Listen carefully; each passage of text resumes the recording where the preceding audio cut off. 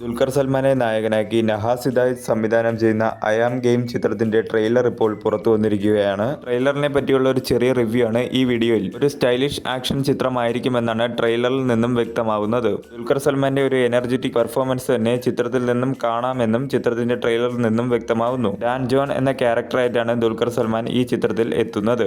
ഗാംബ്ലിംഗുമായി ബന്ധപ്പെട്ടിരിക്കുന്ന ഒരു കഥയാണെന്നാണ് ട്രെയിലറിൽ നിന്നും വ്യക്തമാവുന്നത്. ആഗസ്റ്റ് 20 ഓണം റിലീസായിട്ടാണ് ചിത്രം തിയേറ്ററുകളിലേക്ക് എത്തുന്നത്.